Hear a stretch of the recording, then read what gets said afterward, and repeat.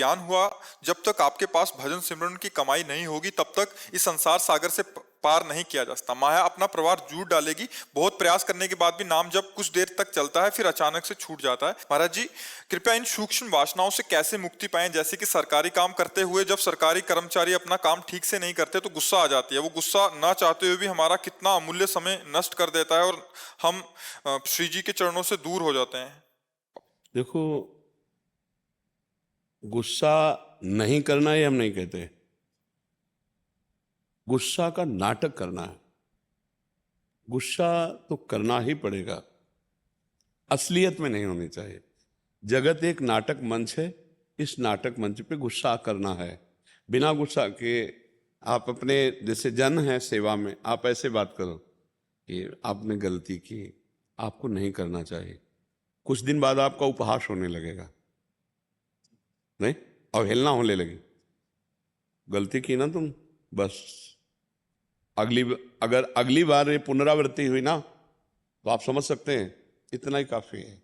गुस्सा का नाटक करना है, और उस नाटक को अगर हम सत्य में क्रोध में उतार देंगे तो दोष आ जाता है। और अगर हम उसे नाटक रूप में करें और वो कर्म भगवान को समर्पित कर दें तो भगवत प्राप्ति का हेतु हो जाएगा।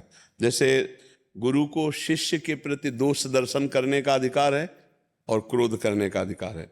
अध्यापक को विद्यार्थी के प्रति है कि वो दोष दर्शन करे, डांट लगाए, निर्दोष करे। माता पिता को पुत्र के लिए और स्वामी को सेवक के लिए। स्वामी ही होता है अपने अपने पद पर बैठ करके अपने नीचे वालों को अपनी राष्ट्र सेवा, अपनी समाज सेवा के अनुकूल चलाना। तो वो कोई दोष नहीं है, उसमें दोष बुद्धि ना कीजिए, उसमें करना ही पड़ेगा।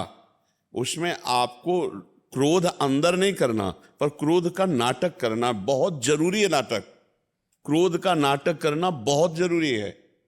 अगर नहीं करेंगे तो नहीं बनेगा। राम जी बैठ गए 3 दिन उपवास करके समुद्र के आगे हाथ जोड़ के, माना भला आदमी? नहीं माना ना।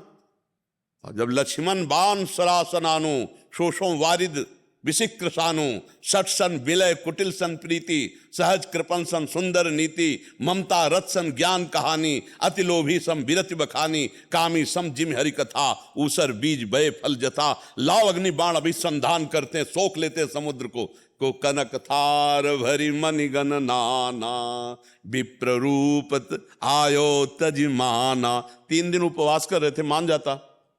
जब अग्नि बाण संधान कर लिया तो थाल में विविध प्रकार के रत्न भरकर ब्राह्मण रूप में आया कि प्रभु ब्राह्मणों पर अस्त्र नहीं चलाते। हुआ ना, विनय न मानत जलध हिजड़ गए 3 दिन बीत।